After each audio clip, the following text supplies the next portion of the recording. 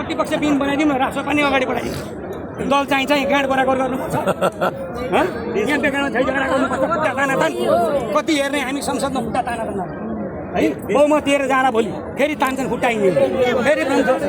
होइन त्यस कारणले गर्दाखेरि यस्ता यस्ता खालका हावादारी कुराहरू नगर्नुहोस् भोलिका दिनमा पनि तथ्यमा आधारित कुराहरू गर्नुहोस् भोलि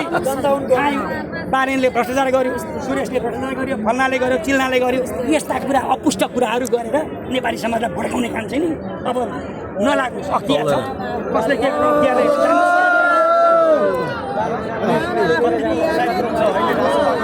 माहौल देखेर कतिको उत्साहित हुन्छ तपाईँ राष्ट्रपतिको नतिजा आइरहेको छ अहिले देशभरबाट उत्साहित त हामी होइन अब विभिन्न दलमा रहनुभएका साथीहरू नै उत्साहित हुनुहुन्छ आउँदै हुनुहुन्छ बाटो बिरामी भनेर आउनुहुन्छ अब धेरै आउनुहुन्छ होइन अब यो माहौलमा पनि नआएको होइन त्यो भ्रष्ट भएर बसेको मती बिगारेर बसेर के काम छैन अब मती बनाऊ क्या विचार बनाऊ क्या यहाँ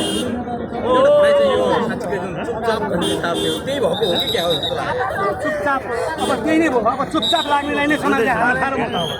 अब बोल्नेलाई हाल्दैन चुपचाप गर्ने र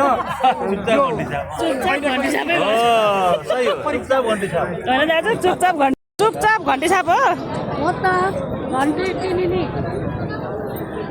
सब चुपचाप घन्टी छाप होइन हाम्रो झापा 5 को माहौल चाहिँ एकदमै तात्तिहरी पुरै